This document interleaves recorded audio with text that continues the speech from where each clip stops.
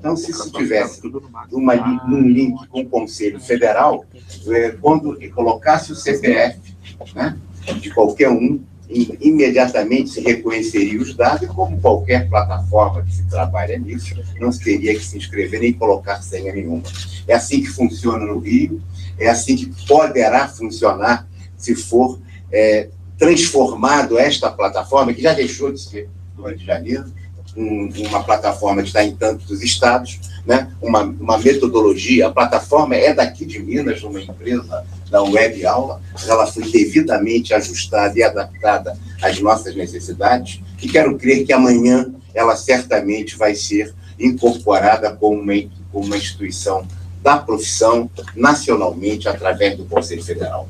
Temos um passo no Rio de Janeiro, outros passos foram dados, mas hoje estamos dando um passo gigante, porque a participação do Conselho Mineiro, né, do Conselho aqui de Minas Gerais, pela expressão política, pela expressão econômica do Estado, pela expressão das tradições que tem Minas Gerais e sua repercussão em todo o Brasil, faz com que esse sonho que nasceu pequeno, que era apenas para ser um Fusca, mas se transformou numa Ferrari, né, de último tipo em termos de plataforma, de metodologia, de processo de ensino à distância, passa a ser também agora compartilhada com os colegas, estudantes, profissionais mineiros, hoje ainda com senha, mas amanhã, espero, Afonso, realmente que a partir do ano que vem, certamente a gente já possa fazer isso, transformando-a efetivamente numa plataforma de caráter e de estrutura nacional. Portanto, é com grande honra e com muita emoção pessoal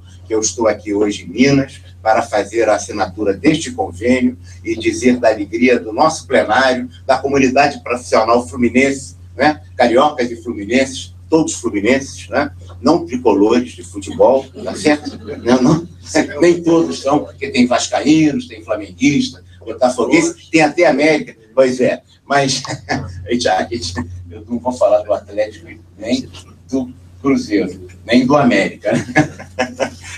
Podia falar do Bar Tênis Clube, tá certo? Mas então é com muita honra que nós trazemos um abraço e o nosso pleito de gratidão e aos colegas mineiros, porque a história da nossa profissão tem muito de participação, de lutas comuns, nos idos da década de 80 ainda, né, entre o Conselho de Minas Gerais e o Conselho do Rio de Janeiro. No EMBRA aqui de 85, depois no outro EMBRA em 86 no Rio, né, aqui foi no Centro de Convenções aqui, nós tivemos muitas lutas em comuns, e lembro inclusive do falecido colega, que à época foi presidente do Conselho, João Garcia, né, do João Garcia. Então nós temos toda uma história, uma tradição, o que nos faz essa emoção. Muito obrigado.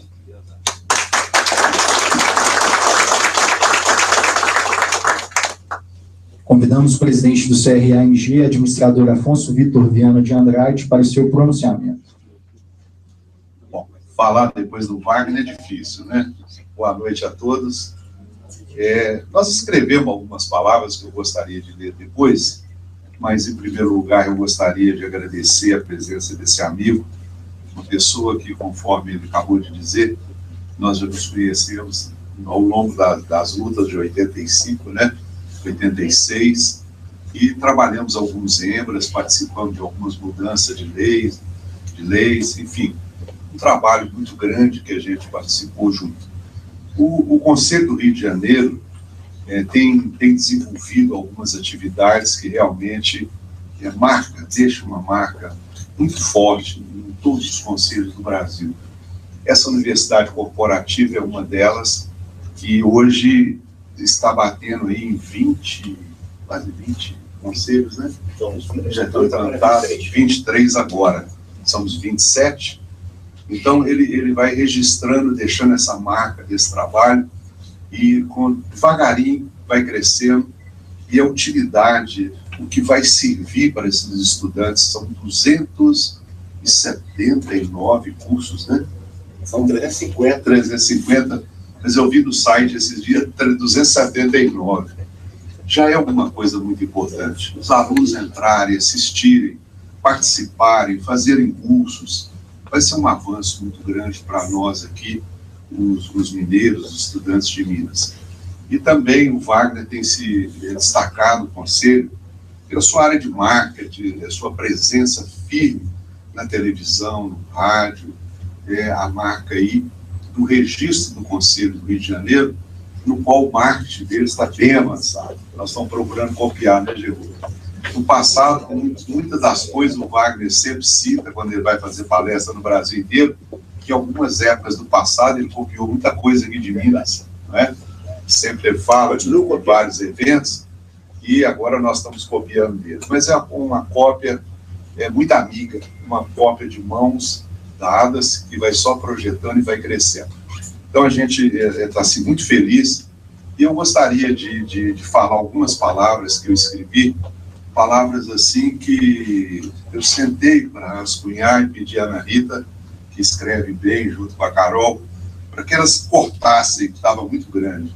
E elas simplificaram aqui, e é coisa muito pequena, mas vai ficar registrado.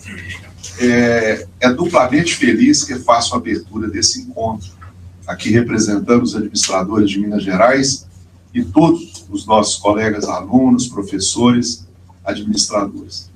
Duplamente porque teremos aqui dois grandes acontecimentos hoje. Assinatura do convênio entre o CRA-MG e o CRA-RJ para a viabilidade da Universidade Corporativa de Iniciativa do CRA Rio de Janeiro, implantada naquele regional em 2013 e por seu sucesso, idealizada pelo CRA-MG. O convênio possui a missão de promover e facilitar o aprendizado contínuo dos administradores e tecnólogos. Contempla o acesso ao ensino e educação, visando o aperfeiçoamento profissional, o desenvolvimento cultural e a elevação da qualidade de vida aos registrados, oferecendo a disponibilização de cursos em um ambiente virtual na Universidade Corporativa do Administrador, Centro de Educação Continuada Gilda Nunes. Quero referir a esse nome, a administradora Gilda Nunes, que foi presidente do Conselho Regional do Rio de Janeiro, esposa do administrador Wagner, e que agora, nessa semana, comemorou-se 20 anos do seu falecimento, né, anteontem. Nós não pudemos estar presentes, porque tínhamos um compromisso aqui de aula e prova, mas é um nome que brilhou no Rio, que construiu sua sede, deu passos largos para o desenvolvimento do Conselho do Rio de Janeiro. E para brilhantar ainda mais essa noite especial, teremos a honra de desfrutar da palestra do presidente do CRA do Rio de Janeiro, o admirável administrador Wagner Siqueira, profundo conhecedor e atuante da gestão pública. Competência, dinamismo, experiência e profissionalismo são algumas de suas características. Acredito que os momentos aqui serão lembrados e compartilhados por todos de forma enriquecedora e proveitosa. Na certeza de mais duas grandes conquistas para a valorização da nossa profissão, nosso muito obrigado. Eu queria só para completar aqui, também deixar aqui o trabalho, a luta que foi da administradora Célia, sempre nos cobrando esse convênio, sempre querendo, participando, Geru, também outro lutador, um gigante para trabalhar, eu nunca vi um cara para trabalhar desse jeito, isso aí é forte mesmo, o Luciano também, que trabalhou, foi ao Rio, olhou, participou lá também, enfim, a equipe de marketing que está aí lutando. Então, é um marco muito importante para nós. E eu espero que outros convênios virão. Nós também estamos avançando muito agora na nossa racionalização do Conselho, implantando um novo software que vai nos favorecer digitalizar o Conselho, pararmos de usar papel, irmos ao administrador mais rápido, mais depressa, e vamos trabalhar, talvez, com muito sucesso, né, Geru? Então, eu quero agradecer a diretoria, todos os companheiros que acreditaram nesse trabalho, e em especial o Wagner, e quero desejar a ele é o que é o próximo candidato ao Conselho Federal de Administração, que ele tenha sucesso nessa eleição do Rio de Janeiro. Se tiver o voto de Minas, com certeza. Não vai faltar, né?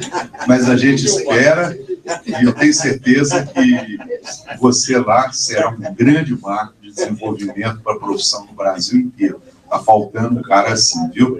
Então a gente quer desejar a ele muito sucesso nessa nova caminhada também, Pena que o Rio vai se privar de ter um grande presidente, mas quem sabe ele chegará no outro posto e de lá vai fazer um grande trabalho também. Obrigado. Agradecer a presença de todos os que estão nos ouvindo pela internet, participando, vendo, e dizermos que a nossa missão é continuar mais um pouco para chegar ao fim do mandato e nós conseguiremos fazer as coisas que a gente programou. Dentro de pouco tempo vocês vão ter outras notícias boas, né, Célia? Se Deus quiser. Muito obrigado, Marco, pela sua presença.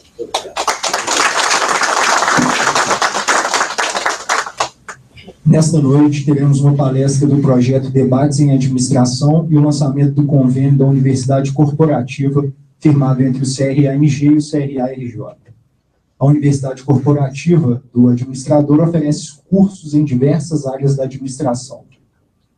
Tem por objetivo a valorização e desenvolvimento contínuo dos profissionais, ao promover ações de educação continuada e disseminar o entendimento dessa necessidade de estudar sempre. O foco é a excelência e a eficiência na atuação dos administradores, diante das novas demandas da sociedade e do desenvolvimento tecnológico. Assim, eles poderão responder com qualidade a essas novas exigências em todas as áreas da gestão pública e da gestão privada. Neste momento, convidamos os presidentes do Conselho Regional de Minas e do Conselho Regional do Rio de Janeiro para a assinatura do termo de convênio da Universidade Corporativa do Administrador, Centro de Educação Continuada, Gilda Nunes.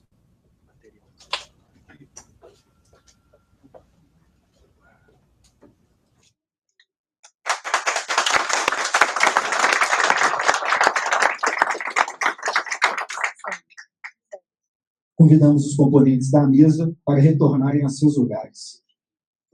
O palestrante da noite é o administrador Wagner Siqueira, que abordará o tema Os Desafios da Gestão Pública no Século XXI.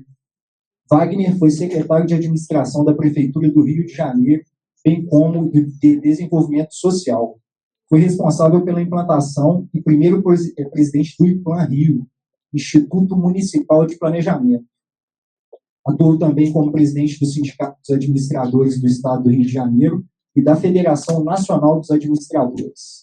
No governo federal, foi secretário de Modernização Administrativa do Ministério do Planejamento.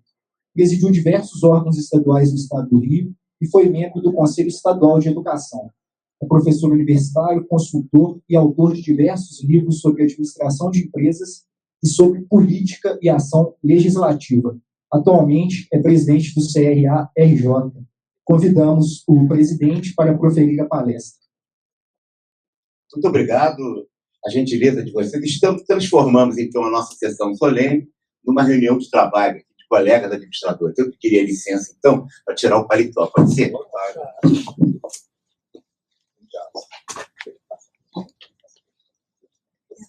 E aí, já fiz.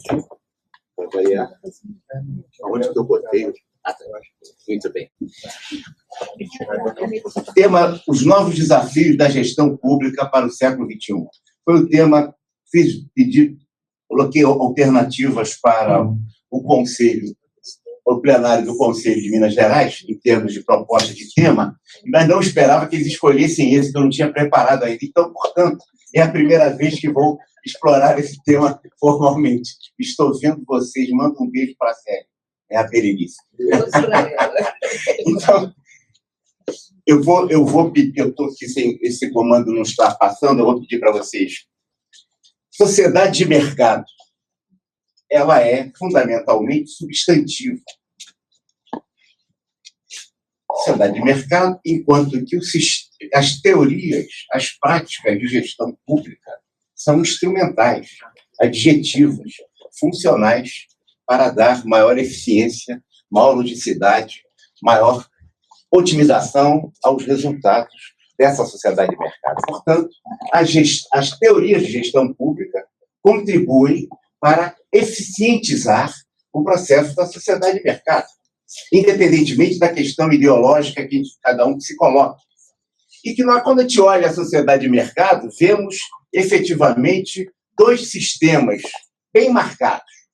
Certamente outros surgirão, mas até hoje dois sistemas bem marcados. Sistema de produção, cuja ideia é o lucro, advém fundamentalmente da exploração do trabalho assalariado, e um outro sistema na sociedade de mercado, sistema de consumo e de crédito, cujo lucro advém fundamentalmente da exploração dos desejos de consumo.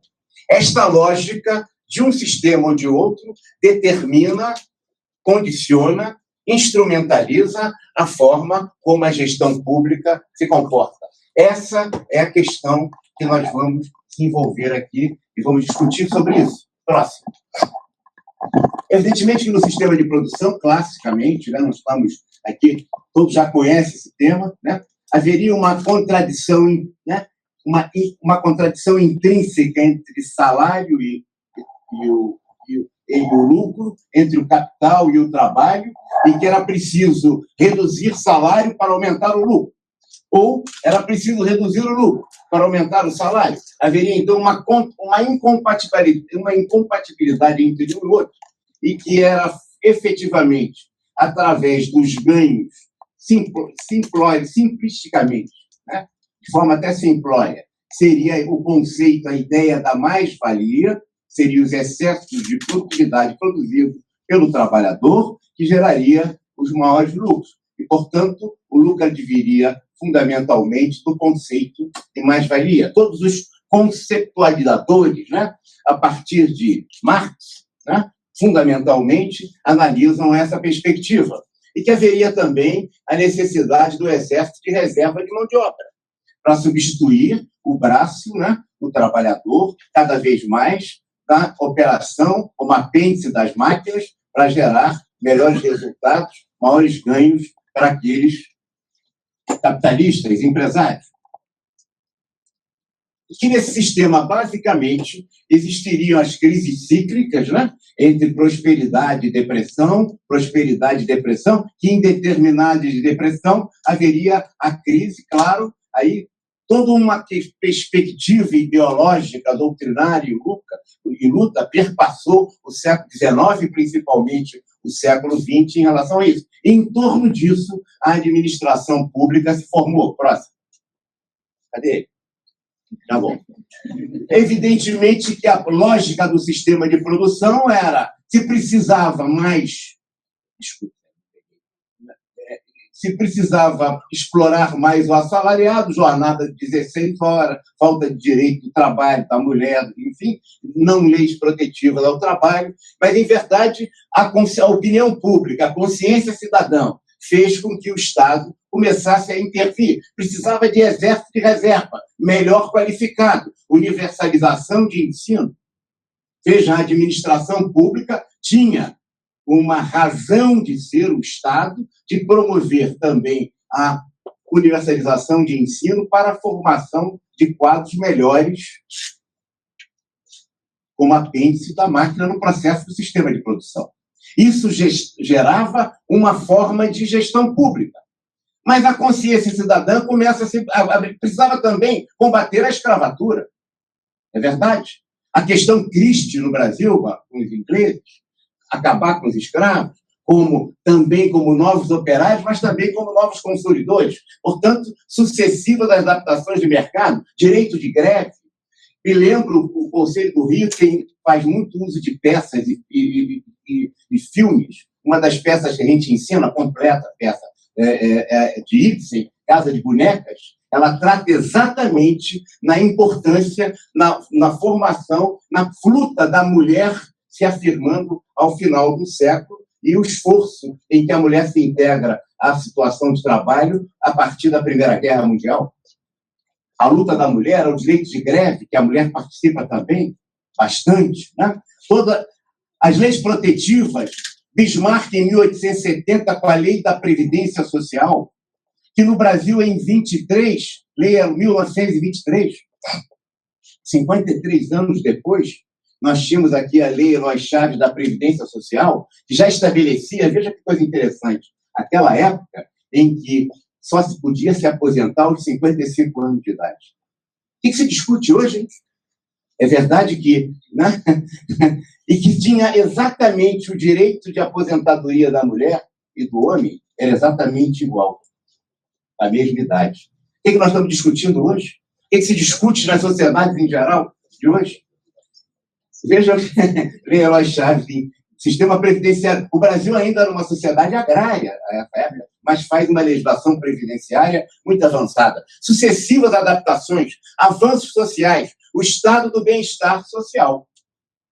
É isso? E a administração pública se forma, se reforma, se ajusta e se adapta ao sistema de produção de uma sociedade de mercado.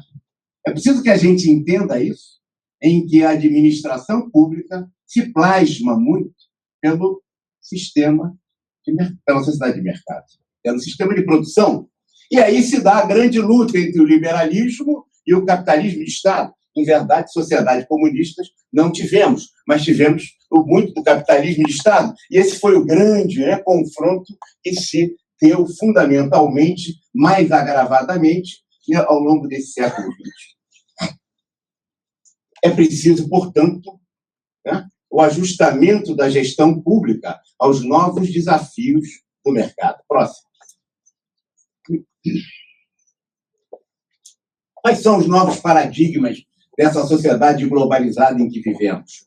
Nós vivemos a revolução do mais. Nunca se teve tantos países, nunca se teve tantos partidos, nunca se teve tantas e tantas coisas como se tem hoje. Nunca se teve. A sociedade se globalizou e ela se expandiu enormemente.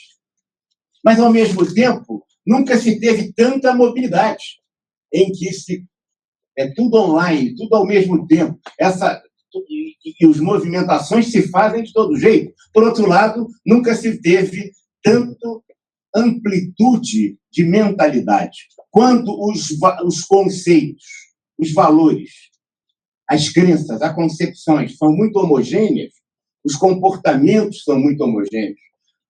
Um jovem nos primeiros anos do século XX, tinha um comportamento muito mais homogêneo, porque tinha os conceitos muito mais homogêneos.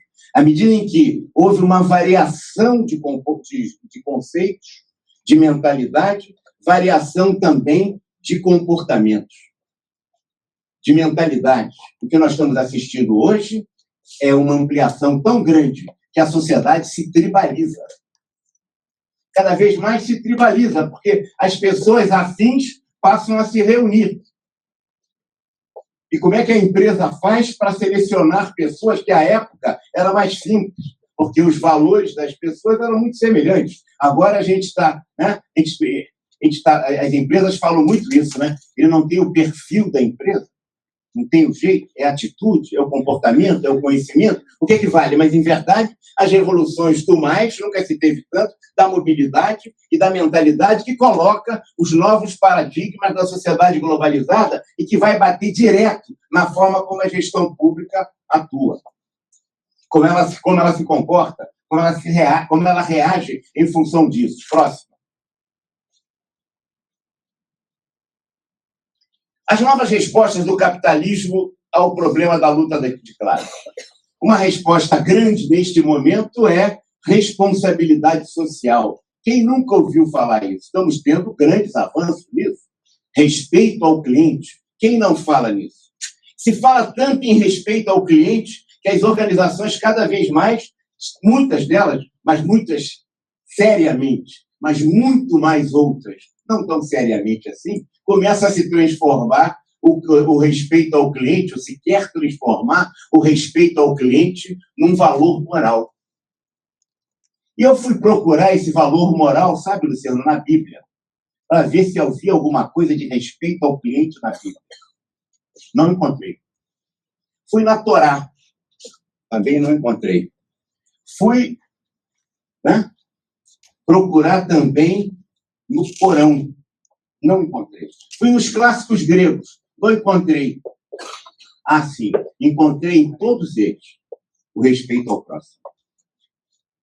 Em todos eles. Aliás, o cristianismo, a base do cristianismo é exatamente o respeito ao próximo. O respeito ao cliente não tem. Mas estamos erigindo o respeito ao cliente como um valor moral das organizações. E aí se fala também, será mesmo? E a ética, claro que isso melhora as organizações, claro que isso é uma questão fundamental para nós, profissionais de administração. Claro que isso bate no mundo das organizações em geral e também tem repercussões na gestão pública em particular. Mas vejam a ética empresarial. A ética empresarial é interessada ou desinteressada? Se o lucro está na essência da organização, para que a gente mete a moral no meio? Para que meter a moral no meio? Se a ética da empresa X, eu faço a minha ética. A ética empresarial pode ser um slogan publicitário, mas pode ser um código de valor, pode ser uma linha estratégica da organização, e é bom que as organizações estejam assim, mas daí querer erigir isso como um valor moral há um profundo equívoco, porque toda ética empresarial é assim mesmo interessada. E a ética, para ser ética, ela tem que ser desinteressada. Ela tem que ser universal. Ela não pode ser particular. Porque senão eu acho que a minha ética é melhor do que a sua, e a sua ética você acha melhor do que a minha. Por quê? Se eu sei que uma pessoa me trata bem, porque ela está pensando, né? Na minha herança, sou muito rico, porque eu vou deixar para ela, não tem nenhum valor a forma como ela me trata pelo interesse de herdar a minha herança, não por respeito genuíno a mim, como próximo. Ela está interessada. Isso não é corretamente a ética. É claro que é bom que a empresa tenha ética empresarial, eu não estou querendo destruir isso, mas é preciso que nós, profissionais de administração, estejamos atentos às deformações desses conceitos em relação ao mundo das organizações e ao mundo da gestão pública em particular. A empresa cidadã, isso quem é que não fala de empresa cidadã? O que é empresa cidadã? É a empresa que não demite funcionários para não criar problema para o mercado de trabalho e não passarmos de 10 milhões e 200 mil desempregados? O que é empresa cidadã? Que não demite pessoas? O que é empresa cidadã? É que coloca os interesses do país acima dos seus próprios interesses? Claro que vocês conhecem muito melhor do que eu esses conceitos todos de empresa cidadã. O que nós estamos trazendo aqui é uma crítica que a gestão pública não pode ficar afastado dessa perspectiva. Voluntariado solidário empresarial, que cada vez mais as empresas fazem e que quando elas contratam os funcionários, seus colaboradores, né, como se diz hoje, ele não é obrigado a fazer. Mas a gente sabe que se ele não fizer, né, e normalmente ele faz isso nos fins de semana, nos domingos, fora do horário de expediente, sem ganhar nada para isso. Porque, em verdade, ele está contribuindo para o desenvolvimento da comunidade. Mas, com isso, ele deixa de trabalhar na igreja dele, na associação comunitária, no clube dele, e larga até a própria família. E a empresa fatura, mas muitas vezes os programas de voluntariado empresarial são muito positivos. Claro que são. Nós não estamos criticando isso em si, mas estamos precisando trazer aqui o contraponto. É preciso trazer o contraponto para que nós, profissionais de administração, não fiquemos engajados inteiramente disso. Respeito ao cliente, ética empresarial interessada, empresa cidadã, responsabilidade, né, desenvolvimento voluntariado e sustentabilidade. Aquele banco, né, fantástico que faz realmente, que ganha em programa de desenvolvimento sustentável e que cobra os juros mais esforçantes do mundo. Aquela empresa que é efetivamente premiada e que destrói muitas vezes o meio ambiente. E nós muitas vezes sabemos disso. Que aquela organização que vive uma situação de Mr. Hyde e Dr. Jekyll, do médico e do monstro, de uma ambivalência esquizofrênica em que ele reparte esta lógica, ora fazendo prêmios de desenvolvimento sustentável, ora destruindo o meio ambiente. Não quer dizer que todas as organizações sejam assim, quer dizer que se faz muito assim, e quer dizer também que a gestão pública em que se coloca nesses novos desafios, muitas vezes legitima esses processos inadequados e indevidos. Isso leva a duas circunstâncias muito difíceis. Primeiro, a hegemonia do pensamento único na gestão das organizações em geral. Segundo, a privatização do Estado e da sociedade civil. Próximo. A hegemonia do pensamento único e a privatização do Estado e da sociedade civil. Eis aí, gente, o ovo da serpente do totalitarismo. Quando você tem o pensamento único, né, e você privatiza o Estado, e a sociedade também se privatiza, você tem aí se germinando, de novo, o ovo da serpente dos sistemas totalitários. A sociedade civil é instrumental ou funcional para viabilizar o domínio e a realização dos interesses das macrocorporações, de grupos sociais particularistas de interesse e de movimentos sociais. É tão difícil hoje ser reitor numa universidade, né? Porque atender a determinados grupos, não do conjunto, ele, em vez de ser um reitor que vai tratar da educação, ele tem que empreender a cada vez a mais grupos minoritários, de interesses específicos, que passam a se erigir nos seus interesses específicos, como se aqueles interesses específicos e particularistas fossem interesses do conjunto da sociedade. A todo momento, né? Movimentos sociais que fazem assim, e os interesses das macrocorporações. As multinacionais financiam o poder político do Estado. Não precisamos falar do caso brasileiro aqui, né? Você acha que é só no Brasil? Claro que não. Né? Domina os conselhos de administração das grandes ONGs. Atenção à questão disso. Os conselhos de administração das grandes ONGs são exatamente dominados porque são financiados pelas grandes multinacionais. Financiam as pesquisas e laboratórios dos centros universitários. Qual é o centro universitário que não tem o logotipo de uma multinacional na portinha? Ele está desenvolvendo o interesse do bem comum ou o interesse dos interesses daqueles que financiam?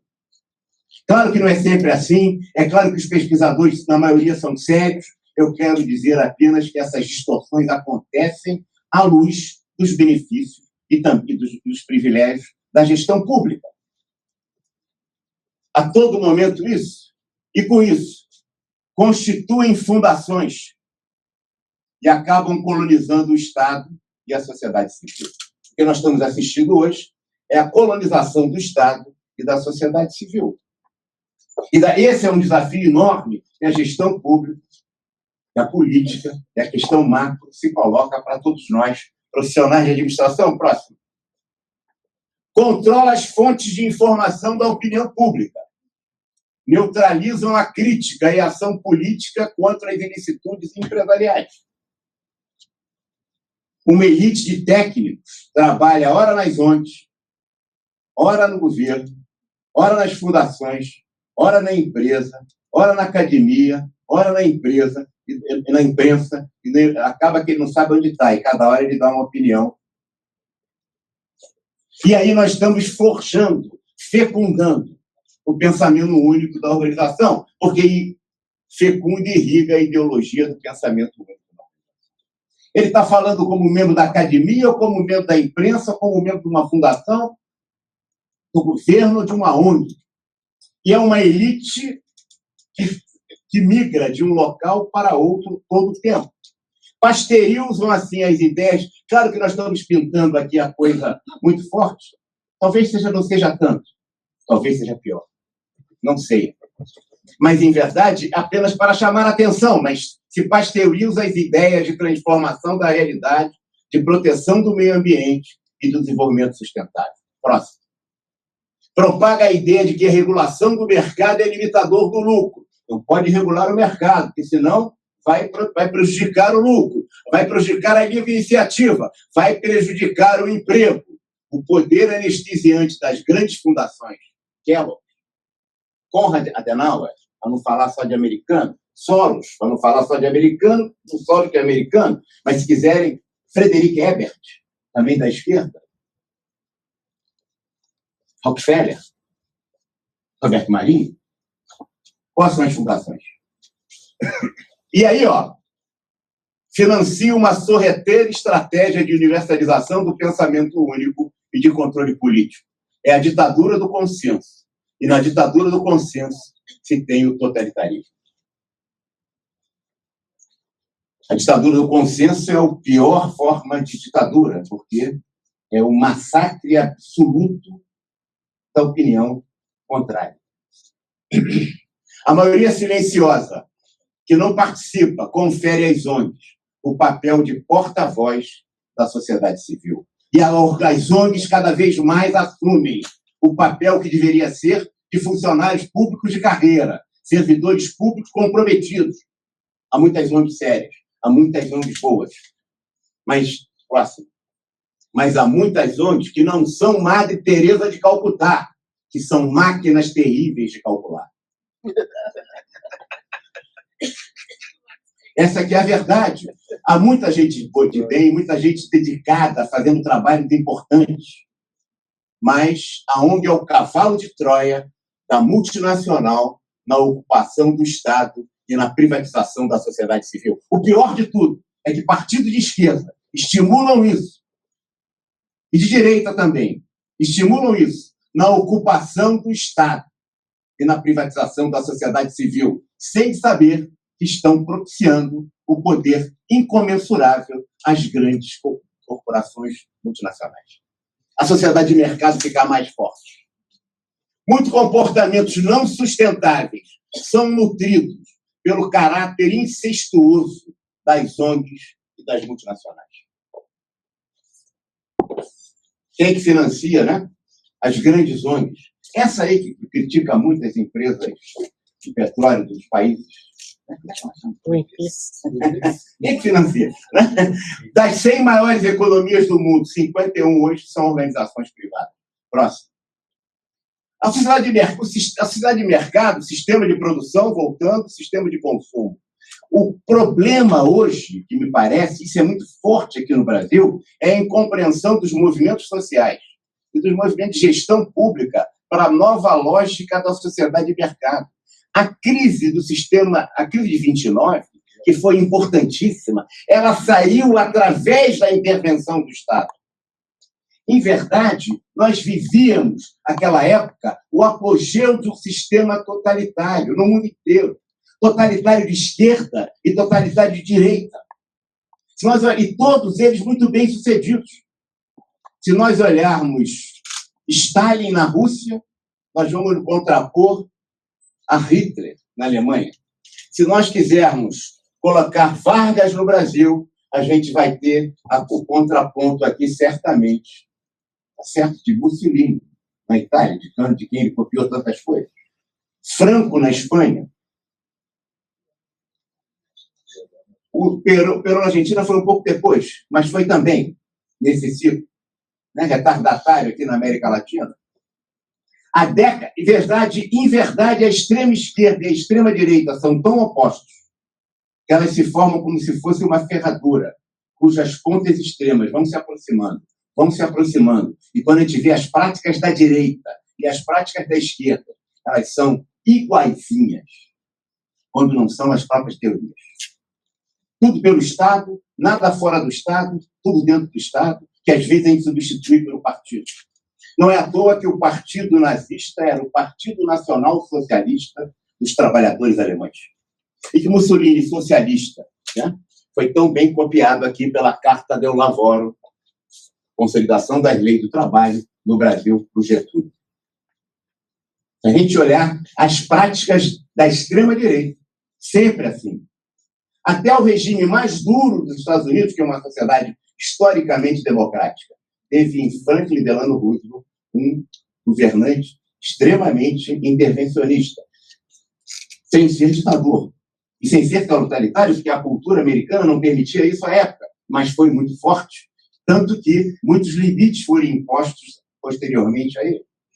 Mas sempre foi pelo Estado. Hitler foi um sucesso, Mussolini também, Franco também, Stalin, não sei quem matou mais, certo?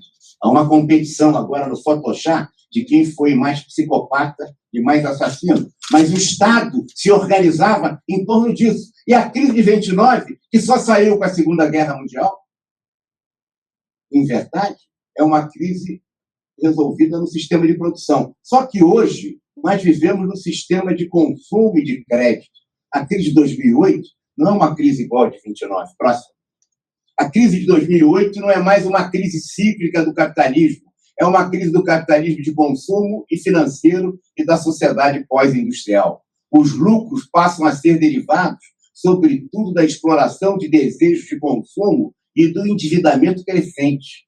Hoje, não é a demanda que gera a oferta, é a oferta que gera a demanda. Por que a gente quer o iPhone 6 se a gente já tem um 5 tão bom? E quando vai lançar o iPad último tipo, a gente está na fila lá para pegar mais um novinho. Qual é a diferença que um faz para o outro? A compulsão do consumo, não é isso? É. A demanda, não é que a demanda gera oferta, a oferta gera demanda. E aí, ó, a oferta de produtos e de empréstimos deve criar e ampliar a necessidade de consumo. E aí tem o ajustamento da administração pública ao novo perfil do mercado. A administração pública se ajusta ao novo perfil do mercado. É por isso que no Brasil a gente podia comprar carro até 80 meses. É por isso que no Brasil se aumentou os índices, os níveis de consignação do aposentado para 30%, 40%, 50%, 60%. Para gerar consumos, para ele poder se colonizar. O crédito, assim como as drogas, gera dependência. Essa é a lógica que a administração pública, sem se dar conta, próximo, vai se conformando. E a economia de consumo e de crédito não deixe para amanhã o que você pode realizar agora, né? Não adie a realização de seus sonhos. Desfrute agora e pague quando puder. Aceitamos todos os tipos de cartão de crédito. Consumidores colonizados pelo consumo e pelas dívidas. Gestão pública a serviço dos colonizadores do mercado. Isso não é governo nem de direita, nem de esquerda. Os governos, em geral, estão fazendo isso. Com discursos até diferentes, mas com práticas rigorosamente iguais. Próximo. E aí, quais são as consequências práticas disso?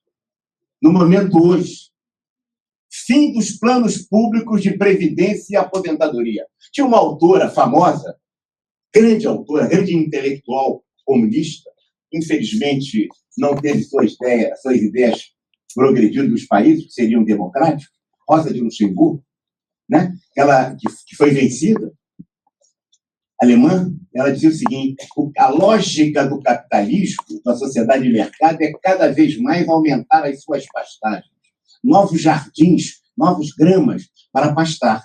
E quando você não tem mais pastos, você cria outro pasto, para você continuar pastando indefinidamente. E aí, ó, vamos pastar aonde? Fim dos planos públicos de previdência. Onde está acontecendo hoje? Cuide da sua previdência. Se você não cuidar, você não vai ter. Eu, como aposentado no estado do Rio de Janeiro, que eu tenho salário bem receber, posso dizer como é que é isso. Sou funcionário do Estado, aposentado. Achei que ia receber minha previdência direitinho, sustentado pela mulher. Vejam só que coisa incrível. Isso, então, fim dos planos de aposentadoria e pensões. Fim dos planos públicos de saúde. O pior, no caso brasileiro, é que a gente continua pagando o plano de saúde público, mas a gente tem que ter o privado. Mas é o fim dos planos públicos de saúde em todo lugar. Desconstrução das conquistas sociais históricas da classe trabalhadora. Flexibilização das leis trabalhistas. É o que se discute em todo mundo. E é sintomático que o país que mais descumpre leis trabalhistas é o maior sucesso hoje do mundo, que é a China, que encanta todo mundo.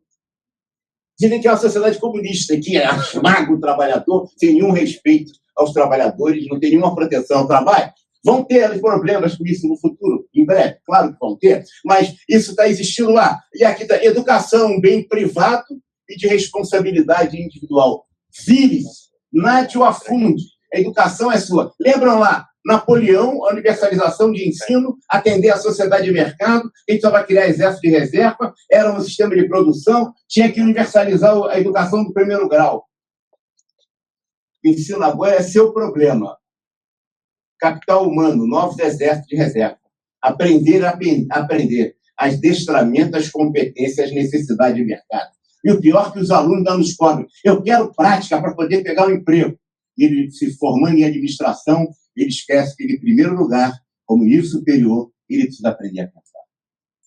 mas ele quer, em verdade, ser aquela prática para poder resolver, sem aprender a pensar e a refletir sobre conceitos, sobre as ideias, e sem se dar conta de que aquela técnica vai sair já, e ele vai ficar obsoleto, superado, ossificado. Antigamente se falava carcomido.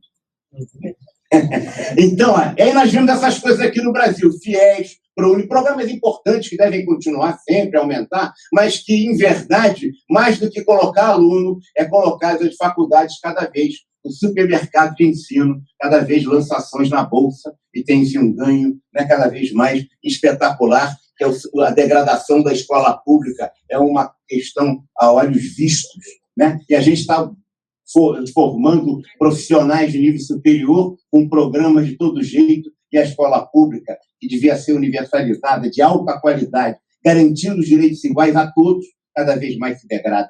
E a gente que estudou em colégio público, hoje, se tem um filho ou tem um neto, se a gente puder, a gente bota logo numa escola particular.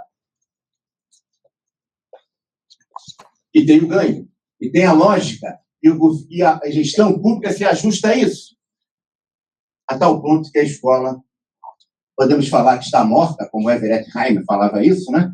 Um livro antigo, de 1977, ou uma fábrica de cretinos. Cretinos aí no sentido técnico da palavra. Próxima. O novo papel do Estado, portanto, agência seguradora dos bancos e das bolsas de valores. Em 2008, se falava tanto do famoso desgraçado consenso de Washington.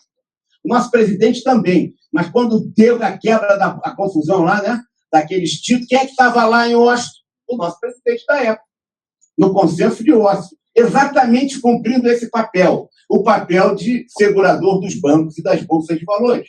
A natureza cooperativa do Estado à sociedade de mercado, mero executor da soberania do mercado, mobilizar recursos públicos em apoio a organizações privadas e à expansão do crédito. Esse é o papel que está competindo hoje a gestão pública e que deforma, que é em função que se conforma à nova lógica do sistema de economia produzido pelo consumo e pela expansão do crédito. Próximo. A simbiose Estado-mercado, garantir disponibilidade contínua de crédito e capacidade também contínua dos consumidores em obtê-los. O Estado a serviço do mercado, os lucros derivam, sobretudo, das explorações de desejos de consumo do desenvolvimento crescente. Já está totalmente assim? Não. Nós estamos num processo de transição em direção a isso. Estamos caminhando para isso, cada vez mais. É isso que se vê constantemente e que se avizinha para o futuro próximo. O novo papel do Estado. E aí é o confronto. Bandido morto é bom? Bandido, como diz tinha um policial que lançou esse slogan no Rio, chamava Sivuca, ele dizia assim, ó, bandido bom é bandido morto. Virou uma lógica. Aqui também tinha, né? E aqui em Minas também tinha, né? Então, ele tinha o que era politicamente correto dos direitos humanos. E essa contradição entre todo bandido é produto da sociedade e todo bandido bom é o que está morto, se coloca essa contradição ideológica e que a sociedade de mercado inteligentemente aproveita. Aproveita bem. Os medos são muito diferentes, de um e de outro, concretos e difusos, na grande maioria, mas se alimentam uns ao outro. Os políticos, o Estado e os vendedores, o mercado, transformam o medo num negócio lucrativo. O Estado subsidia e terceiriza um volume crescente de funções que antes exercia diretamente, até presídio. Aqui também tem, eu sei, no Brasil todo, está se tendo no mundo todo. Nós não somos pioneiros em muita coisa. Ontem eu estava olhando uma televisão, tinha lá eu gosto muito de história, de Santos Dumont, estava vendo lá um filme sobre a história de Santos Dumont, e o autor estava dizendo assim, a luta entre o Santos Dumont, entre o Brasil e os Estados Unidos com os irmãos Wright. Eu falei, como, Brasil? O brasileiro é que estava lá na França, achar que aquilo era coisa de brasileiro, nem o Santos Dumont achava. Aquela coisa de nacionalidade, porque ele estava na França, com toda a tecnologia, lá era um brasileiro daqui, que nos orgulha muito, mas todo o desenvolvimento tecnológico que ele fez, estou antecipando um ponto que a gente ia falar aqui, mas é por isso, o Estado subsidia e terceiriza um volume crescente de funções que antes exercia anteriormente. O novo papel do Estado, Estado assistencial antes, o welfare state, famoso, né? Ou agora é o Estado da proteção pessoal. Né? O Estado assistencial, em crise, decorre do deslocamento das fontes de lucro do mercado pela exploração da mão de obra, sistema de produção, para a exploração de consumidores. O Estado assistencial se baseava no conceito de sistema de produção da exploração da mão de obra, mais-valia. Agora não, agora é a exploração de consumidores próximos. E aí, o medo, como disse, o capital, risco real e fantasia. A passagem de modelo do Estado social de uma comunidade inclusiva para um Estado de proteção pessoal contra as massas de deserdados e excluídos é a alavanca da segurança e do controle do crime. As UPPs, unidades de polícia pacificadora, a Força Nacional, os condomínios fechados, cada vez mais as pessoas de bem estão fechadas e presas, as pessoas do mal estão libertadas. E aí, os efeitos colaterais negativos. Cada vez mais as liberdades individuais vão para a cultura e cada vez mais a sociedade perde com a democracia. Hoje se bota chip nos automóveis. Daqui a pouco vão botar chip na gente. Já falam isso. Nos cachorros. Não é verdade? Vamos ficar todos controladozinhos. Vamos ser todos controlados. E aí os efeitos colaterais negativos desse... E o Estado sendo o operacionalizador disso, próximo. É claro que no caso brasileiro, trazendo um pouco para cá, nossas capitanias hereditárias, né? A Federação Brasileira nasce de cima para baixo, o rei transferindo as capitanias para cada um. É claro que a Federação Americana nasce de baixo para cima, onde os fundadores da pátria, os originais, os puritanos, vão para lá para criar uma nova pátria para direito de culto. Aqui vinham os degredados, presos, tudo isso tem uma lógica, a gente queria voltar. Isso tem uma lógica. É claro que é bom que a gente lembre também que o ouvidor geral era aquele que fazia a justiça e era o judiciário, e a organização pública brasileira se organizou em torno do poder judiciário. Então, os problemas que a gente tem no executivo, no seu DNA, vem lá do poder judiciário, e a justiça não é tão cega assim. Essa é a lógica da organização do processo. A formação das elites brasileiras de educação, como diz Murilo de Carvalho muito bem, se nós olharmos que a primeira universidade no Brasil foi em 1910. Universidade em 1910, porque o rei da Bélgica vinha ao Brasil, tinha que criar uma universidade para dar um título de doutor honoris causa para o rei. Aí criaram, na época, a Universidade do Brasil. Mas a primeira faculdade foi, você tem razão, Célia, a faculdade foi na Bahia com Dom João VI em 1808. É verdade que as primeiras faculdades nos cucarachos aqui em torno foram no século XVI. Tá?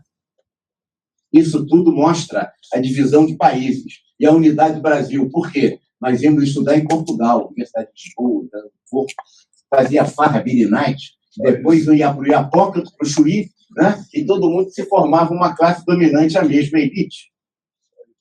Esse é o Murilo de Carvalho que fala, como ele sabe das coisas mesmo, ele deve ter razão. Né? E aí, as rupturas históricas do Pacto do Elite. Nunca se viu, como dizia assim, nunca se viu mais um líder gerondino do que um jacobino no poder. A gente viu isso agora. Bota um jacobino no poder e vira gerondino. Todas as reformas do Brasil no século XIX, das lei do ventre livre, lei do sexagenário, todas as grandes reformas foram feitas pelos partidos conservadores do parlamentarismo, nunca pelos partidos liberais. Até que o imperador saiu e aí um monarquista proclama a República do Brasil e fica um ano. É verdade? Em 1930, um coronel de Estanceiro do Sul, ministro da Fazenda do governo Washington Luiz, faz a Revolução Urbana da década de 1930. É interessante isso? E a gente vai vendo isso, é sempre um pacto verde-amarelo, né? A gente quer juntar o azeite com água.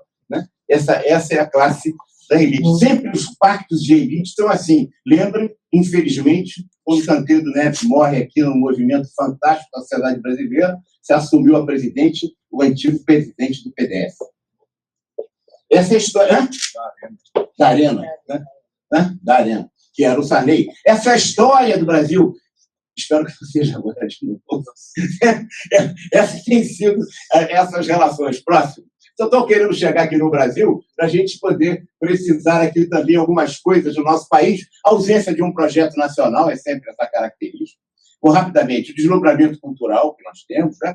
O servilismo científico e tecnológico, e aí eu estava me lembrando do Santos Dumont por isso, né? A síndrome de cachorro vira-lata, que até no futebol agora a gente está. Até no futebol, é verdade, depois do 7-1, ficou claro isso. Né? Democracia. A democracia pressupõe duas variáveis fundamentais: instituições e costumes.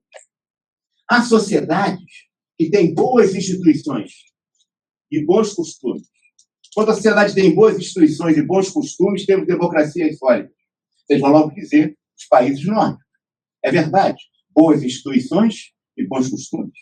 Mas há países que têm bons costumes e têm más instituições. Me permitam dar uma opinião. Tem que fazer uma pesquisa, mas eu acho, por exemplo, os Estados Unidos. Os Estados Unidos têm ótimos costumes e instituições que não são boas, que nós copiamos, e copiamos pior. Porque as instituições, mas eles foram sábios, né? As instituições deles não são boas, a meu juízo. A gente pode depois discutir em outras oportunidades. Né? Mas há países que têm maus costumes. Por que montam boas instituições? Essas instituições seguram até os maus costumes. A Itália, a Espanha, Portugal. A Itália, a Espanha, depois de 40 e poucos anos de ditadura, Portugal também, boas instituições, Pacto de Moncloa, eles conseguiram segurar os maus costumes. Até a Itália. 50 governos em 50 anos seguidos. Os costumes são vivos, mas as instituições seguraram. Aguentam até o Berlusconi, lá imagina. O Brasil, infelizmente, nós temos péssimos costumes e piores instituições. E essas circunstâncias nos fazem... Hein? É verdade, a dificuldade do Brasil é isso que vai acontecer. Temos tudo, já dizia lá o Pero Vaz de Caminho, se plantando tudo dá. Em verdade, os nossos costumes não são bons, nem as instituições. E por isso um fecunda o outro. E os problemas que nós temos são esses. E a gestão pública, a educação, claro que sou educador também, Conselho Estadual de Educação, acredito na educação, a gente esquece que as instituições também educam ou deseducam. Se você tem mais instituições, elas deseducam também. Elas têm um papel educacional em cima das pessoas. E essa é uma crise que eu queria chamar a atenção aqui para todos, da importância de nós discutirmos as instituições. Vamos ver aqui algumas. Não se sabe... Próximo. Não se sabe transferir instituições. Sabe-se transferir recursos. E o problema não é apenas de recursos, porque os recursos apenas não produzem resultados. O que produz resultados são os recursos associados, sustentados, realizados por boas instituições. Instituições que requerem inteligência, tempo, convicção, vontade, consenso, legitimação. Não é a qualquer momento. É uma construção que as instituições são feitas. Próximo. Exigem atitudes, exigem hábitos, costumes, comportamentos, estruturas, métodos, ritos, processos. Exigem respeito à história. Não se consolidam da noite para o dia. Próximo. A história da gestão pública no Brasil é uma sucessão enfadonha dos mesmos equívocos e disfunções. Não há como pensar a nossa gestão pública sem a compreensão dos equívocos do passado. Um país não se desenvolve se ele comete sempre os mesmos erros. Aliás, o Einstein dizia que uma forma de loucura é você fazer sempre a mesma coisa com o resultado X e achar que vai fazer a mesma coisa e que não vai ter o resultado X. A gente repete os mesmos erros. Vamos ver isso. É inacreditável. Isso é uma forma de loucura nacional. A gente acha que com a forma que a gente faz vai dar certo um dia. Mas a gente já errou e já repetiu esse filme e continua errando. E vamos errar de novo. Vamos lá. Uma história, a natureza jurídica do servidor público, por exemplo. Vamos tratar só esse. É uma história de erros e de hipocrisia. Hipocrisia, no Brasil, é o vício da moda, e o vício na moda se torna virtude. Aliás, pior do que a hipocrisia é o cinismo. O Machado de Assis dizia que cinismo é a sinceridade do canalha. Ele tinha razão, Machado de Assis. A gente discute sempre o que é no Brasil? Estabilidade e flexibilidade do servidor público. Não é isso que a gente discute? O que a gente discute hoje? Estabilidade do servidor público e flexibilidade. O pior, gente, é que tem uma porção de santos que pensa que isso é novo. Isso não é nem velho, o novo com velho. É só velho. A gente só discute a mesma coisa. Vamos fazer estabilidade ou vou ter que ter flexibilidade? Não, é melhor ter estabilidade. A gente fica nisso. Vamos próximo. O servidor público é o bode expiatório. O serviço público não funciona. Há gente demais no serviço público. É preciso acabar com os ociosos. Tinha uma música no começo da década de 50 que chamava Maria Candelária. Maria Candelária, não sei cantar, mas vou falar mais ou menos. Maria Candelária, uma alta funcionária, saltou de paraquedas, caiu na letra O. Coitada da Maria, trabalha de fazer dó. Olha só, o anedotário brasileiro é sempre historicamente comprometido com a questão do deboche, que acaba sendo hipócrita e cínico. Por quê? Ninguém trabalha, mordomia, caça aos marajás. Em 1989, depois de uma longa ditadura militar, nós tivemos aqui um presidente que foi eleito, que se elegeu com um título, com um discurso só. Era caça ao marajá. O qual? Era caçador de marajás. Veja bem, isso não é novo, não, gente. Até presidente a gente já elegeu com isso. Isso faz parte dos nossos costumes. Vamos lá, próximo. Em suma, eu vou analisar 4 itens aqui para a gente ver. Profissionalização do servidor público. 1938, Decreto-Lei 579 criou o DASP, Departamento Administrativo do Serviço Público, governo Getúlio Vargas. Nesse cargo tinha o primeiro cargo, o cargo mais bem remunerado da administração pública, se chamava o técnico de administração. Só podia trabalhar no DASP. É o administrador. Era o maior salário do serviço público. Logo depois veio o Instituto Oswaldo Cruz.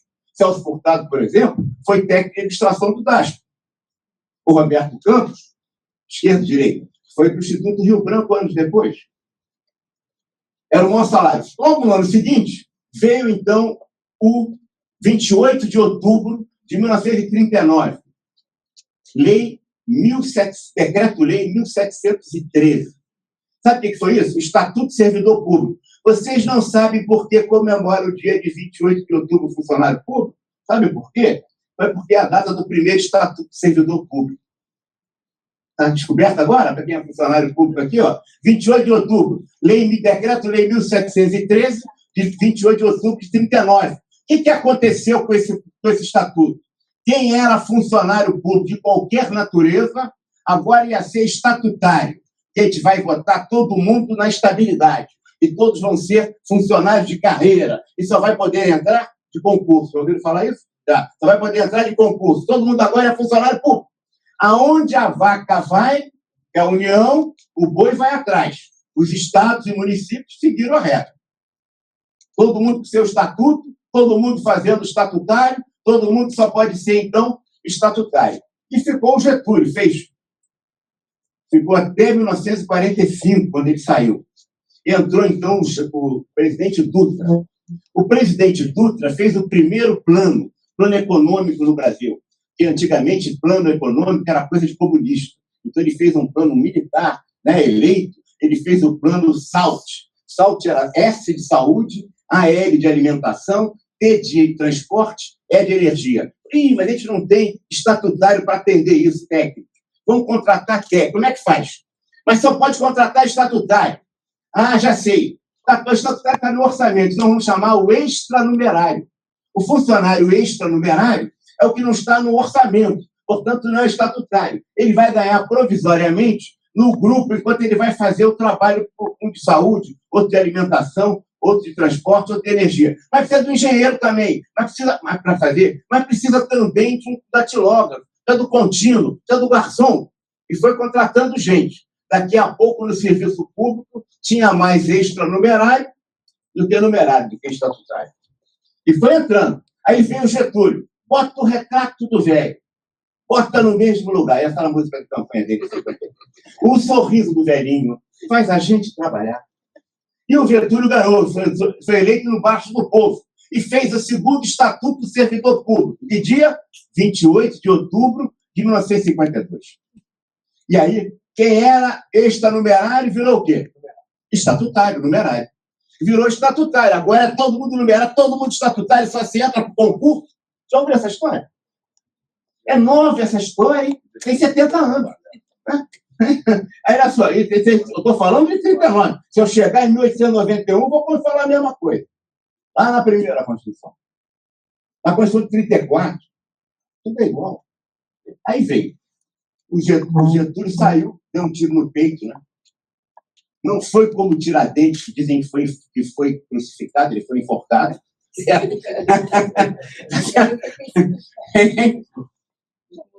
O Getúlio deu um tiro no peito, não foi na cabeça, foi no peito, tá certo? E aí veio o Juscelino, 50 anos em cima. Mas precisava fazer os programas de governo. Programa de metas, que ele chamava, né? Programa de meta disso, da indústria naval, da indústria automobilística. Eles não governassem, mas não tinha gente, não tinha estatutário. Ah, como é que faz? Não pode extranumerário que vai virar funcionário, vai virar numerário, vai virar... Vamos fazer o seguinte, vamos fazer uma coisa bem simples. Vamos chamá-los de recibados. E todo mundo que for contratado vai ser recibado, vai receber mediante recibo, sem direito de coisa alguma. E vai trabalhar. Aí bota recibado os técnicos para fazer os diversos grupos. E daqui a pouco tinha mais recibados do que o estatutário. E muito recibado. Aí fui no jango. Na hora de jangar, eu vou jangar. É Jango, é a música da época. É o Jango. E o Jango entra e vai fazer o plano. Ele não fez apenas a lei orgânica da Previdência Social, que acabou com a aposentadoria de 55 anos, não. Que foi a reforma do Jango. Também a reforma da lei orgânica da Previdência Social. Ele fez também o plano de cargos e salários dos servidores públicos, a lei 3.780, de 62. Que no estado da Guanabara, que era meu estado lá, era a lei 14. Minas deve ter feito uma lei igualzinha que todos os estados fizeram. Todo mundo que era recibado virou o quê? Estatutário. E agora não se faz mais nada. Só vai ser contratado pelo serviço público quem entrar por concurso. E veio a Revolução. Os militares. O importante, como é que faz? Ser militar, ter outro cargo, dá acumulação? Naquela época se discutia isso, sabe? Dá acumulação ou não dá acumulação? Aí começaram, vamos fazer o seguinte, vamos começar a seletizar. Porque o seletista, você faz fundo de garantia, já tinham criado fundo de garantia, faz fundo de garantia, começa a contratar para o CLT, quando você mandar embora, você manda. E foram enfiando seletista. O que aconteceu? Dentro de pouco tempo, tinha mais seletista do que estatutário. Os estados fizeram a mesma coisa, as prefeituras também. Até pouco tempo aqui em Minas teve esse problema com a F. Não está rolando, né? A gente está pensando que nego brinca em serviço, todos já viraram estatutário. Tá certo? Caiu? Então, né? Caiu, né? Então, vejam que negócio... E aí, olha, e CLT, todo mundo lá na CLT. Tinha mais CLT do que estatutário. O que aconteceu, então, com o regime jurídico? Vem a direta já, perdemos a direta, novo governo, nova Constituição, e aí o regime jurídico único.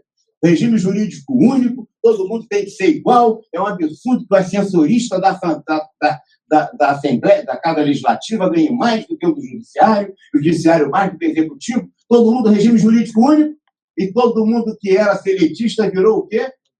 Regime estatutário. Agora está pior, e agora está todo mundo em 11, na terceirização das empresas, 14, 15 milhões de terceirizados, não para o serviço público só, e nós temos aí os párias do trabalho no Brasil. E aí, o que vai acontecer com esses trabalhadores? Então, quero dizer, isso é uma profissionalização do servidor, mas a profissionalização do servidor se esquece. Se a gente olhar o processo decisório legislativo, das 100, se olharmos os últimos 30 anos, 85% das leis no Brasil que foram aprovadas no Congresso Nacional foram por iniciativa do chefe do Poder Executivo. Quem legisla no Brasil não é o Legislativo, é o Executivo. 10% das leis aprovadas no Brasil foram feitas pelo Poder Judiciário. 5% das leis no Brasil foram feitas por iniciativa do Poder Legislativo. Eu não sei como é a Câmara daqui do Rio, mas lá no Rio de Janeiro, na Câmara do Rio, até iniciativa de nome de rua é vice-iniciativa. Só no Brasil tem essa, por isso que as instituições aqui não funcionam. Vocês acham que tem vice-iniciativa nas leis americanas? Sabe quantas leis o presidente Obama pode fazer nos Estados Unidos? 0. Ele não manda nem a lei de orçamento, ele tem que usar o líder da maioria. Aqui o presidente muda e faz leis à vontade. E não estou falando do governo A, do governo deste, ou do outro governo, ou do governo anterior, do anterior, estou falando de 30, 40 anos para trás. Essa é a lógica do nosso poder decisório. Como é que faz isso num estado de globalização? Com o tipo de panorama, de cenário que nós acabamos de escrever aqui para vocês. O orçamento público. Quantos por cento, quantas vezes o presidente Obama pode mexer no orçamento americano? Quantos por cento? Se não tem nem iniciativa de propor, tem que ser pelo líder da maioria. Claro que ele faz o orçamento pelo líder da maioria, ele não mexe nem um cento. Não há possibilidade. Se você pegar o jornal hoje aqui, do Diário Oficial do Estado de Minas, Prefeitura e Estado, em qualquer momento, de qualquer prefeitura do Rio, de qualquer estado, o governante tem 2 atos que ele faz mais: nomeando e exonerando de cargos de confiança. E segundo, transferindo do PT, programa de trabalho, de um lugar para o outro. Ele muda se quiser. Não é 10% não, nem 30%, é 100%. O presidente pode mudar, o governador também, e o prefeito também. Ainda mais se ele subestimar as receitas e superestimar as despesas. Então, o orçamento não é uma ficção, como dizem, é uma fraude. E se o orçamento é uma fraude, o orçamento nasceu no mundo, gente, como a função essencial do legislativo. A função do legislativo não é fazer leis. A função do legislativo é o orçamento. O João Santerra estava que nem um doido querendo gastar com as namoradas, fazia gastando para elas, fazia o diabo. Os lordes se reuniram e falaram: ô, malandro, agora tu vai ter que fazer o orçamento. O que você quer gastar e o que você vai fazer no ano que vem. E ele teve que se enquadrar, senão ele botava ele na forca. E aí ele se enquadrou. O povo viu aquilo, gostou, eu também quero participar dessa festa. E virou a Casa dos Comuns, a Câmara dos Lordes. O orçamento é a essência do poder legislativo. O orçamento no Brasil é uma fraude. Então a administração pública não vai se transformar em séria enquanto o orçamento for isso que a gente tem. O orçamento é uma função do administrador, e nós não estamos cuidando disso. Sistema de auditoria e controle. Eu ouso dizer que o custo do controle no Brasil é mais caro do que o risco. Você imagina um pobre secretário de desenvolvimento social. Eu fui. O Afonso está nomeado secretário, vou falar do Rio, que eu posso falar que Minas eu não conheço. Foi nomeado secretário de desenvolvimento social do Rio, da município, da prefeitura do Rio de Janeiro, da cidade do Rio de Janeiro. Aí ele viu um dinheiro legal para ele poder fazer um programa de tirar menino na porta de rua do aeroporto Santos Dumont. Tinha muito menino de rua ali. E ele começou a querer fazer esse programa, que veio do Ministério de Assistência Social. Primeira prestação de conta para ele, da Procuradoria-Geral do Município. Segunda prestação de conta, da Controladoria-Geral do Município. Terceira prestação de conta, o Tribunal de Contas do Município, que lá tem. Aí, terceira, quarta prestação de conta, o Tribunal de Contas, porque passou pelo Estado, do Estado. E depois, para a Secretaria, já está em 5, para a Secretaria Estadual de Assistência Social. Aí ele já está prestando tão conta e não teve tempo de olhar os meninos na rua na porta do aeroporto Santos Dumont. Ele só presta conta.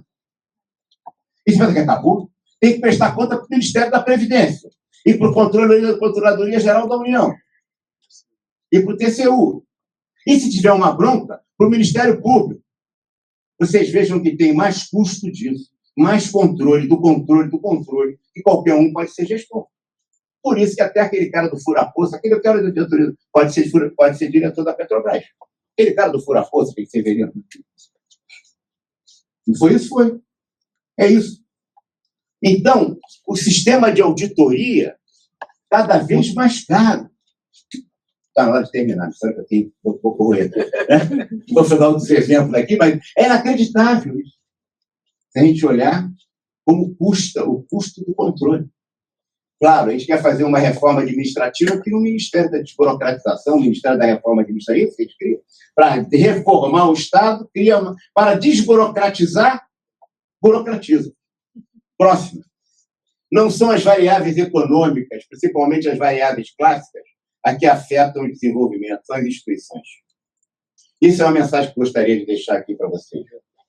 As instituições são as variáveis decisivas e não se debate a constituição de instituições do Brasil, a não ser em crise. A falácia do Estado mínimo e do Estado máximo.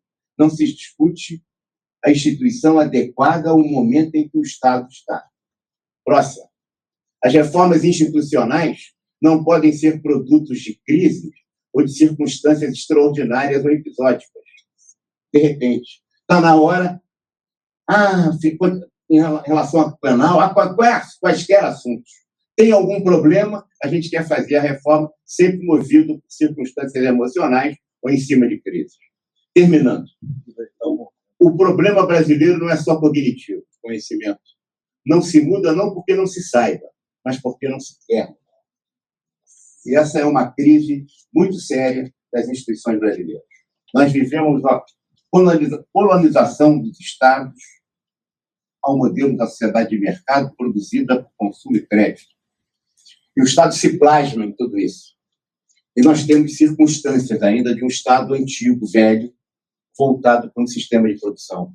Muitas das soluções que nós estamos propondo, a reforma do Estado brasileiro, são soluções inadequadas ao novo tempo em que o mundo vive, em que a sociedade globalizada vive. Nós estamos discutindo, não vou falar de terceirização, cada um tem um ponto de vista ideológico sobre isso, mas esse é um problema. Como é que a gente vai fazer, né, um carro, né, em 20 segundos, 31 segundos, que é a construção que custa o tempo que se demora para fazer um carro hoje, na Toyota, na Volkswagen alemã, que a gente tem regras, processos e formas de trabalho como nós temos assim. Muito obrigado a vocês. Não sei se há pergunta, mas eu fico à vontade.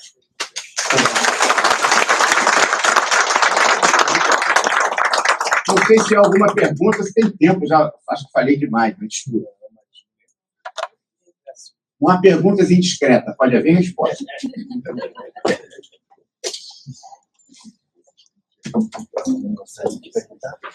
Agradecemos, então, ao administrador pela excelente apresentação. Eu gostaria de convidar o conselheiro Geru Aguilar para a entrega do certificado ao palestrante.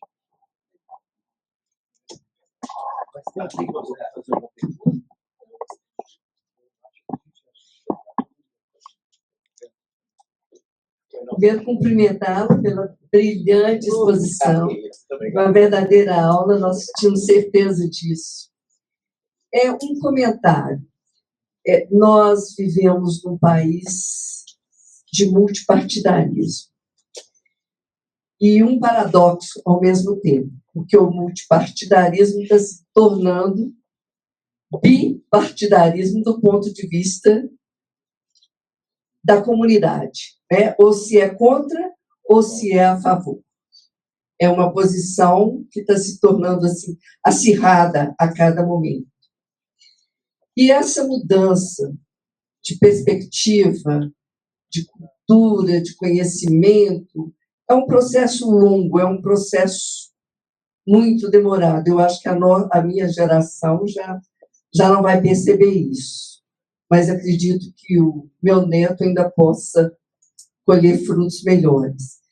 A minha questão é a seguinte: este é o momento ideal para o trabalho do administrador? Em verdade, a nossa sociedade é multipartidária, mas os Estados Unidos também é uma sociedade de multipartidos. Apenas as instituições, o sistema partidário americano possibilita, pelo voto distrital, que apenas apareçam principalmente 2 partidos. Existem muitos e muitos partidos nos Estados Unidos. Às vezes a gente fica com a impressão que isso não é uma característica, e lá só tem republicanos e democratas. Então é isso, é o sistema, as instituições que possibilitam só tem chance, né? Os americanos disso foram sábios. Até a eleição tem o sistema de convenção, o voto é por convenção, né? E eles escolhem os candidatos assim. Olha, o tempo do administrador, é claro que é o tempo do administrador, acho que nós estamos atrasados historicamente. A nossa profissão, historicamente, ela não tem participado da cena do debate nacional. Eventualmente, um colega ou outro, né, que tem uma atuação mais destacada, em diferentes cenários, diferentes posições, mas eu falo enquanto categoria, a nossa profissão, ela não se coloca em relação a outras profissões que historicamente se colocaram. Por exemplo, claro que os advogados é uma situação clássica, né?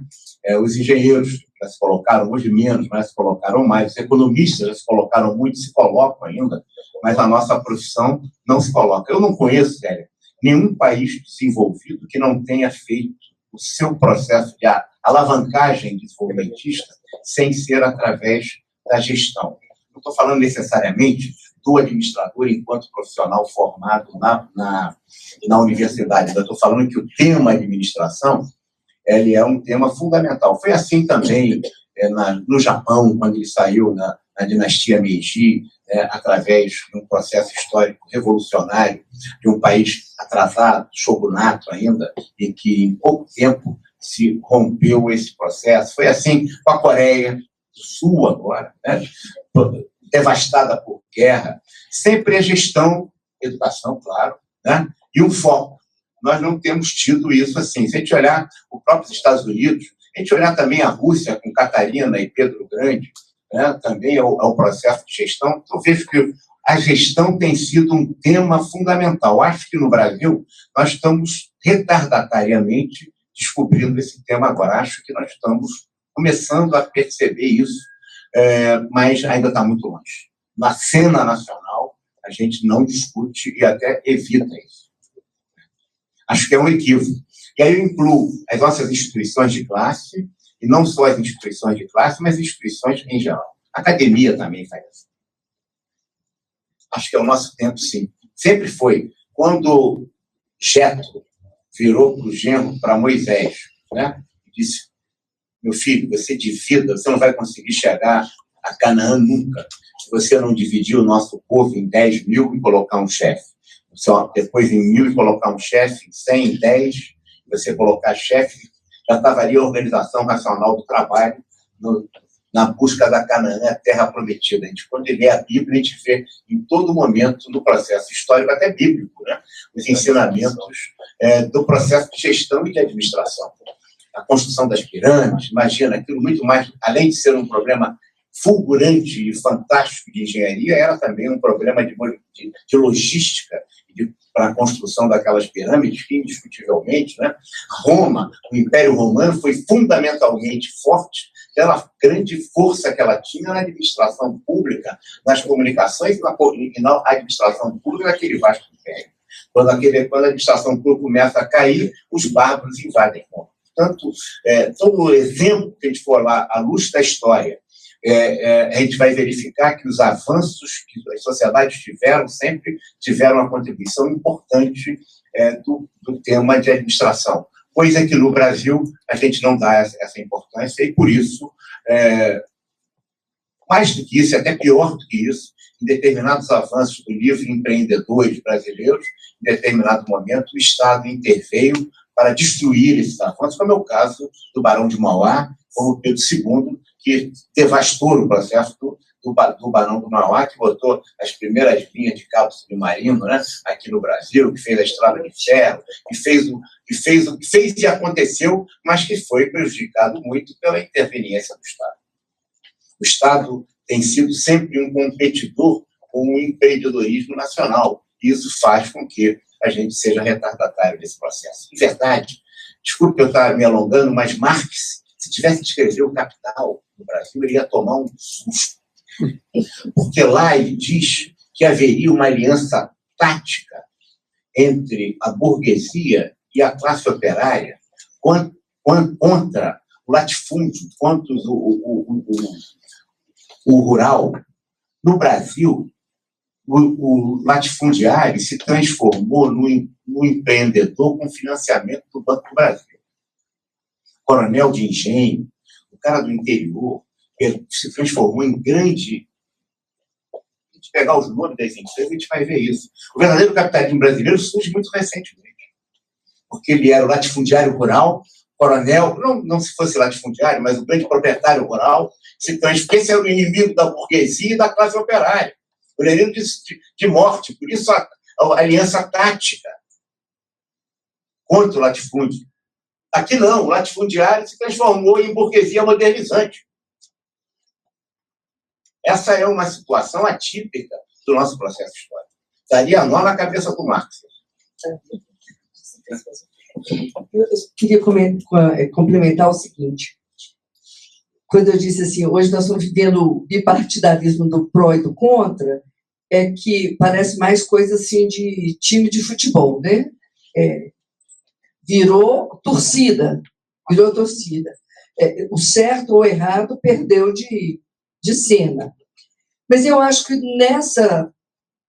nesse momento é preciso que na formação do administrador, nós administradores temos que ter posição nesse momento. E é oportuno que a gente reveja isso, mas falta ao administrador o conhecimento da história, o conhecimento da sociologia. Eu acho que na sua fala, quando você disse assim, o estudante ele quer a prática, né, e ele precisa aprender a pensar, mas as instituições de ensino fragmentam muito essa formação e elas contribuem para essa busca dessa prática imediata, mas não dão fundamentos de filosofia, de história, de sociologia. Então, como que o administrador vai entender o cenário se ele pouco conhece dessa trajetória toda? Você tem toda razão, eu concordo integralmente, acho que você fez o ponto-chave do problema. Apenas para falar uma frase de efeito, é o seguinte: nada mais prático, estudante, do que uma boa teoria. A gente fica buscando a prática pela prática, mas a melhor prática é uma boa teoria. E a validação das teorias que a gente tem, ou da absorção e contribuição das teorias que são teorias mesmo. O problema é que a gente tem visto, ultimamente, o lançamento de livros que não tem nenhuma base prática de pesquisa, em que o camarada lançar um remédio, um produto, alguma coisa, os órgãos de controle fazem todos os estudos possíveis. Qualquer guru aí das reengenharias, né, lança os 7 hábitos do monge inteligente, e a gente transforma isso em livro de conceitos de administração. Isso vira, né, livro de autoajuda, a prática. É verdade que a administração é o tema do nosso tempo. Hoje tem muitos. Os livros vendem, né? Quando nós estudamos, não tinha quase literatura. Estava no curso superior de administração, Célia. Você é muito mais nova do que eu, mas a gente não tinha nem livro de Chaves lá atrás, tá vendo? A gente não tinha literatura em português. Mas, em verdade, temos muito hoje. Mas a deformação hoje é que livrinhos de autoajuda são importantes, como livro de autoajuda, tá bem? Melhor o livro de autoajuda é a Bíblia, certamente. Mas tem muitos livros aí. Vocês, entre outras coisas que a Bíblia cumpriu entre seus papéis e funções essenciais. Mas a gente pega os 7 hábitos do monge inteligente, vive aí, né, o monge executivo, e vive. Sem nenhuma pesquisa, o cara escreve depois, reengenharia, depois o cara escreveu um livro depois da engenharia, negando tudo que ele escreveu, e o pessoal só ficou com o primeiro. O próprio autor negou que ele achou, que ele viu a vontade que tinha feito, ele não tinha nem pesquisa antes nem depois. É isso que autoajuda é autoajuda do autor. Porque leva o curso de administração a um simplismo, e às vezes até um nível médio. Uma formação de nível médio, repetindo palavras de ordem. Como é a discussão política hoje brasileira? Ela é produzida por palavras de ordem. Sim. Isso é um simplismo quando não se implode. A discussão política hoje é simplória. Ok? Então agora eu posso falar, eu vou agradecer porque me deram essa oportunidade, que é uma honra. Eu vou falar para vocês assim rapidinho, quando eu iniciei, né, como conselheiro no CRA, eu fui participar do primeiro evento. Quando cheguei no primeiro evento, um meeting com nada mais, nada menos de que o nosso grande estudioso, administrador que está na China hoje, John Naisbitt, do qual escreveu As Megas Tendências do ano 2000, que nós estudamos muito bem, e eu não conhecia o Wagner. E a hora que eu cheguei nesse meeting com todos os profissionais falando a respeito, de repente eu ouço a palavra do conselheiro Wagner, que de repente ele fala, e para ser sincero, eu vou dizer para vocês, ele deu um baile no Jonah Smith, que é o conselheiro pago durante anos, que está na China, que está nos Estados Unidos. Não é bondade, porque ele veio para o Brasil e não teve a humildade de estudar para a terra que ele estava vindo. E, de repente, ele esteve um profissional que estudou todos os lugares do qual ele estava fazendo a consultoria dele. E chegou, e aquilo me impressionou, como uma pessoa chegar e de falar exatamente, dando os conselhos, fazendo as comparações, que colocou o nosso, com todo respeito aos jornais, de saia justa, né? E ele ficou até um pouco desconcertado. Então, isso, ele ganhou um grande fã, e hoje eu o considero um grande profissional, e tenho a honra, e quando nós sugerimos ao Afonso, que também é um profissional que tem a humildade de nos ouvir, de aconselhar qualquer profissional que nós chegamos e destacamos, e quando nós colocamos o nome do Wagner para vir fazer essa abertura e para vir fazer essa parceria, ele imediatamente aceitou, e o Gilmar, que não está presente, falou, turma, ele tem uma palestra que já escutei, que é essa palestra. Quando falou o tema, eu não tinha sombra de dúvida que é um tema hoje para se discutir, que é um tema meio árido quando fala de administração pública, que é o exemplo que a gente está tendo aí, que ele fez essa retrospectiva que ele fez da história, nos permitiu, né, verificar e nos conscientizar qual é a nossa responsabilidade enquanto administrador, e que é a nossa luta e que é a nossa bandeira. E que continuemos assim. E muito obrigado, meu mestre, tá? E eu tenho essa honra, eu queria só que você descesse aqui, porque eu quero que todos os meus amigos conselheiros façam parte dessa entrega.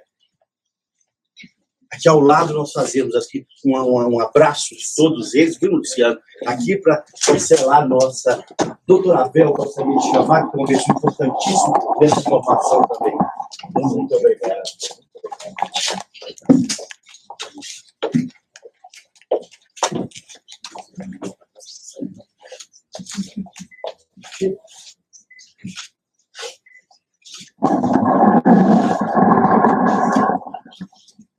Muito obrigado por vocês.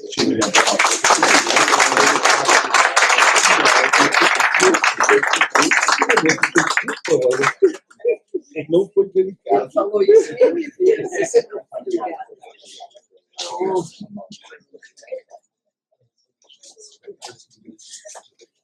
Informamos que os certificados que escreveram online estará disponível na próxima semana no site do CRA, cramg.org.br.